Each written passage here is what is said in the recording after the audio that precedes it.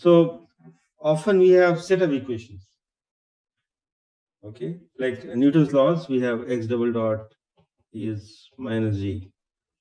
So I need to convert it to two first order equation. X dot is p and p dot is minus g.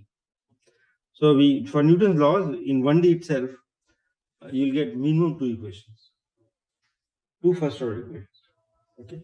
Now if you have 3D equation, 3D Newton's laws, well, Newton's law for 3D systems, then we'll have 6 equations.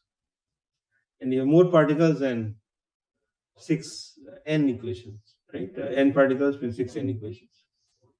Okay. So we need to know how to solve a set of equations, but it's just straightforward. I mean, once you know how to do RK2 or Euler, you can do it for any number of equations.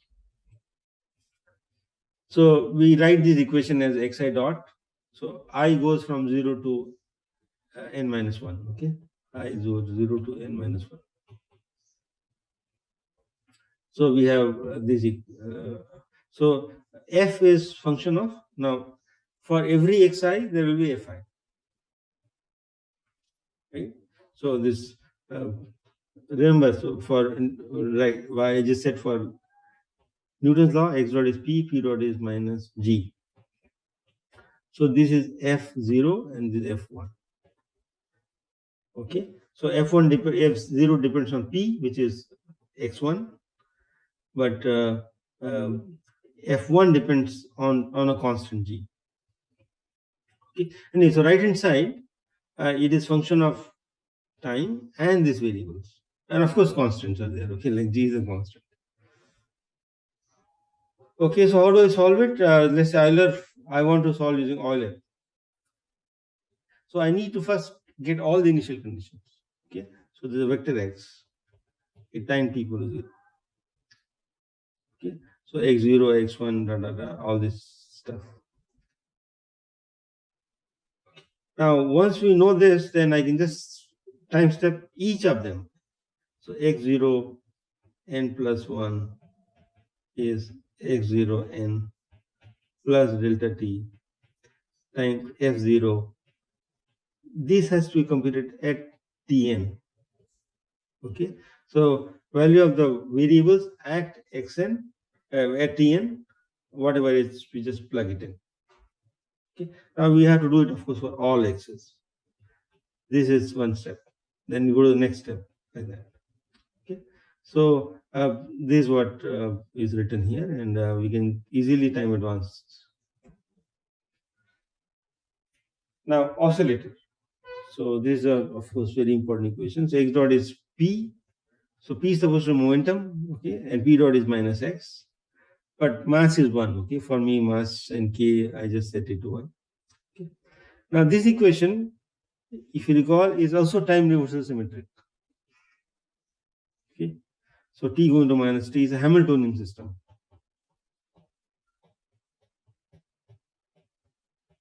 This Hamiltonian system, so energy is conserved. So energy is conserved.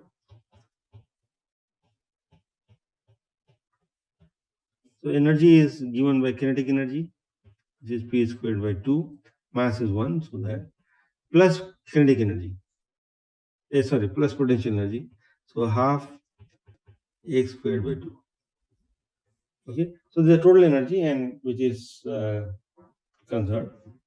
Okay, now I can time advance by Euler. So this is the Euler method. So xn plus this function at tn. So delta t pn. Now pn plus 1, this one is pn, plus value of the function, this one, delta t times value of the function at tn, which is minus xn. Okay. So this is Euler forward.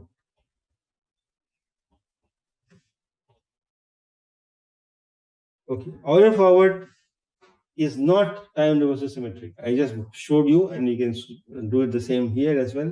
If I go from backward in time, it is not, the equation is changed. So Euler forward is not so good. Okay, I mean, if you choose small enough delta t, errors are small and we are okay. But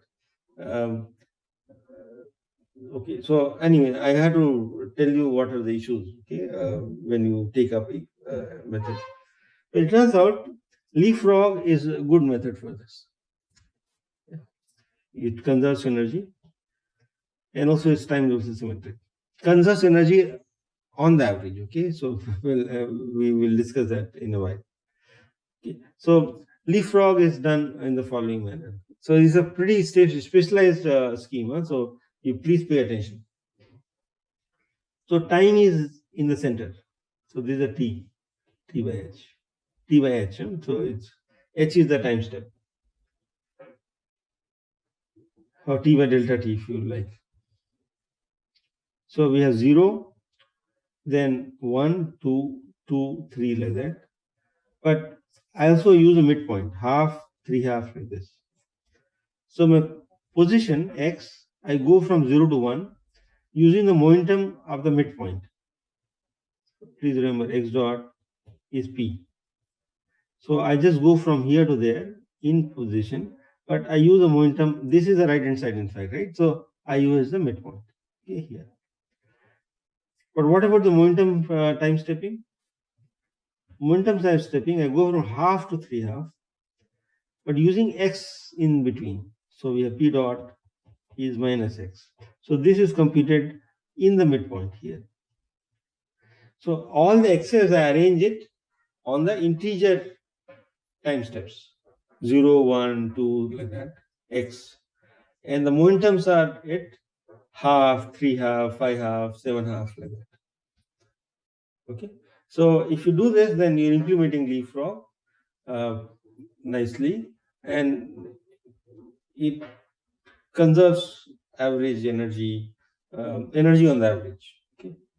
It's time dose symmetric. So this is a, in fact, popular scheme. Okay. This is a leapfrog scheme for solving Newton's laws.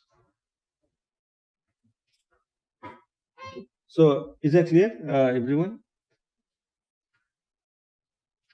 Except t equal to 0, normally I will give both position and momentum at t equal to 0 here. But how do I get half? I mean, okay, momentum is, we have to. So this one you can do Euler. So this part we can use Euler for first half step. Okay? Euler forward. And yeah, so this half step you need to use any scheme, RK2 if you like. Okay. But after that it is just straightforward. Okay. Now I just so this is what it is Euler first step. Is it clear? I mean, is minus x times delta t by 2. Okay. Now this is at any general time step, xn equal to xn minus 1 plus delta t times p n minus half. So this is the midpoint. Okay. So I'm going from here to there, but momentum in between. And this position, the momentum, I go from n minus half to n plus half, like here to there. But so value right hand side, which is minus x, computed the midpoint here. Okay. And you can easily show this. I mean, I will not do it right now, but you can easily show that if I go back in time, I get exactly the same equation. Now, output, I just wrote a small code, and so this is initial condition is x is 1 and momentum is 0. Okay, so it's stretched spring. Yeah. So I start from here, and of course, spring will go like this, the mass will go back and forth like that. Okay, so my position is going down, and this is t is pi by this pi, t is pi. And momentum, of course, will oscillate, right? In an exact solution, which is straightforward, cos x and it's cos t sin t, like that. So this is p, this is x, and the exact solution is black dashed line. Okay, so we get pretty good solution. I don't recall what is delta t, but maybe 10 minus 2, nothing much. Now You can do this both with leapfrog as well as Euler, and look at energy. So instead of plotting energy, which is like half, right? X squared by 2 plus p squared by 2. So you can put initial condition, okay? So x is 1, so and p is 0. So in total energy is half. So I compute E minus half. And so E minus half, the error is of the order of 10 power minus 7. Okay. Now look at energy. Energy is, the error is for leapfrog method. It is going like that. Okay. So so at t equal to pi, it comes back. Energy comes back to basically half, near half. Okay. But Euler is energy is increased, the error is increasing. Please remember it's Euler by 10 power 4. Okay, so I divide the Euler error by 10 power 4. So error is quite significant for Euler and is increasing in time. So if you are running it for let's say 100 oscillation time, the error will be significant for Euler, but leapfrog it will be cancelling each other and it will remain around 0. The total error. Okay, so this is the advantage of leapfrog. There are some more advanced schemes which are energy conserving. I will not discuss it here, it's a bit advanced, but by the way, Newton's laws are used all the time. No? I mean, from satellite launch to various stuff. In molecular dynamics, when you simulate various polymers, drugs, molecules, and so on, so this is called molecular dynamics, MD. So molecules are moving under various forces, atomic forces in fact. And there we need an accurate scheme. And this can run for a long time. So people have designed various sophisticated schemes which are energy conserving. Okay, so another important thing for phase space. So you would have done in your classical mechanics course. So x-axis is x and y-axis is p. Okay, for 1D. In 2D, of course, we'll have x1, x2, and p1, p2. Okay. For oscillator, for this particular example, it is a circle. Normally, it is an ellipse, right? Because x squared by 2 plus kp squared by, well, k comes here, is energy. So this is equation of an ellipse. This one is ellipse. So anyway, so right now k is 1, so it's a circle. And this is in fact from the simulation. And it'll keep going on if you use Euler. I'm sorry, leapfrog. Now this equation is called Duffing oscillator. The equation is given here is slightly tiny font. X double dot is x minus x cube. Okay, this also conserves energy, right? There's no time dependent force or dissipation, and so here we get depending on initial condition, we'll get different kind of trajectories. Okay, now this equation x double dot equal to x minus x cube. If I put a force on it, okay, so F cos omega t, then this Duffing oscillator shows chaos. Okay, you can play around with it. Once you have the code, you can always add a force, and for some F naught, it will start showing chaos. Okay, now the last topic for today is stiff equation. Okay, so what's the stiff equation? So this equation, x dot is x squared minus 10 power 6x. Okay, now here, how many time scales are there in this equation? So how do I get the time scales? So let's look at, okay, so I wanted to get this page. So first time scale, you just equate these two. So this is x by t, and second one is x squared by x squared. So this cancels. So t is 1 by x.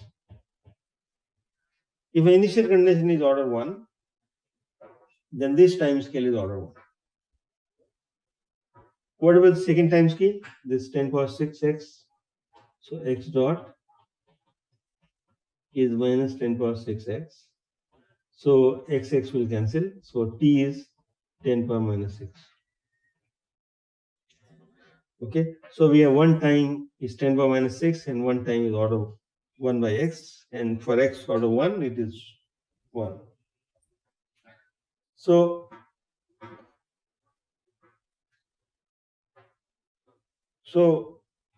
here we got two very, very wide time scales. Okay, it's being blocked in my 10 power minus 6. The second time scale and the first time. So what is the time scale I should choose for my time advance? X dot square minus 6x. So I have to choose minimum of the two, right? I can choose only one time scale for the system for time advancing ODE, and it has to be smaller of the two. Okay. Now choosing 10 power minus 6 is a pretty bad choice. Because to row to one time unit, I need to do 1 million time steps. Okay. Now, which is expensive. Of course, this is a very simple example, which is not so expensive. But imagine we have 1,000 equations, and the time step is 10 power minus 6. Also, the errors are large for 10 power minus 6.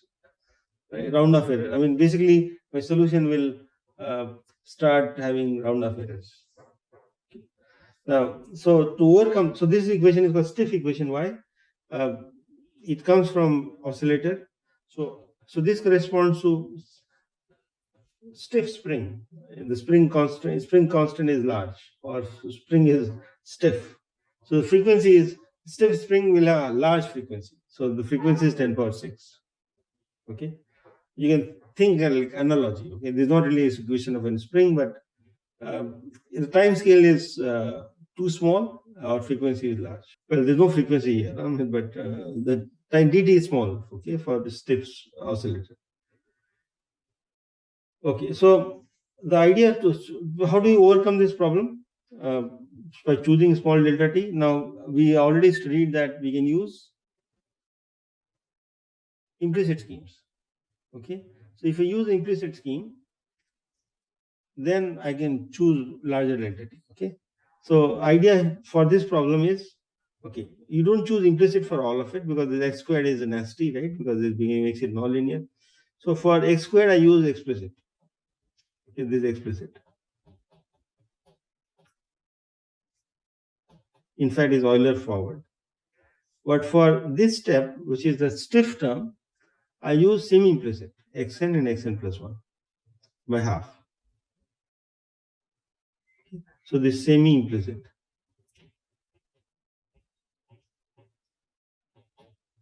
Okay.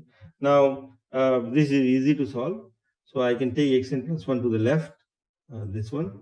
So basically, we can solve for xn plus 1, which is 1 minus this one divided by 1 plus, because this go to the left, 10 power 6 delta t plus this is delta t, not h.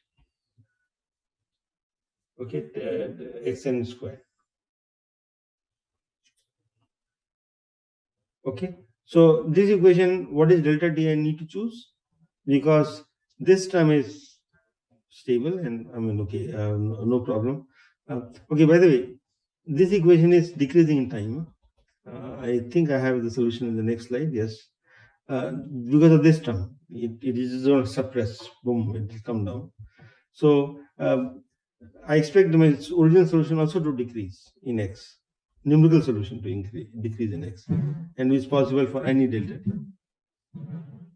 Now, okay, so the solution basically decreases in both ways.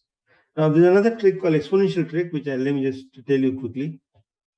The time is getting. So let's call it AX. So we can rewrite that equation as x dot plus ax equal to x squared. So I make a change of variable. So you can see that I can absorb, I can make a change of variable like this. So x prime equal to e to the power at x. So what happens to x prime dot is e to the power at first derivative ax plus second derivative x dot. Okay. So this you must have seen your ODE differential equation course in math.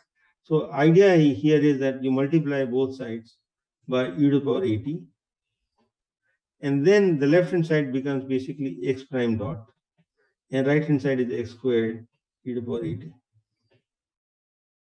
Okay. Now you can write x as the following.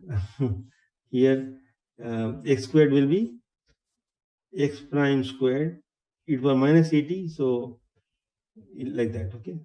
So it is that this equation. X prime dot is x prime squared e to the power minus at. And this equation has no stiff term. And you can easily solve it by any method, RK2, Euler, and so on.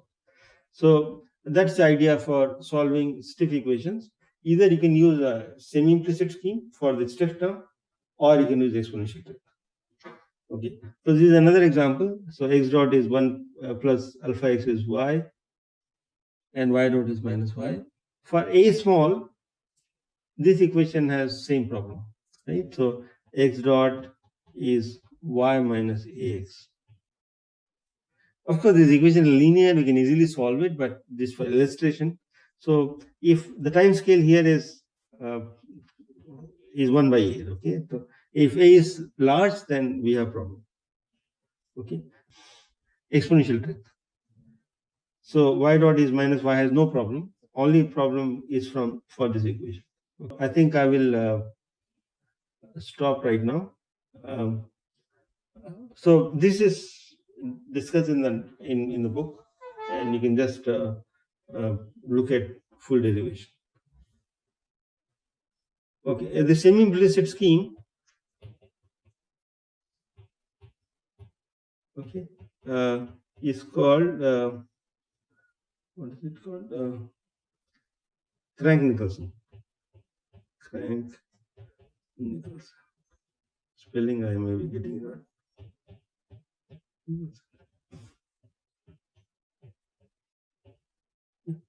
So this is a famous scheme, and it is, we'll see it in future when we do PDE solvers, partial differential equation solvers. We'll encounter this stiff equation. We'll see it often in future.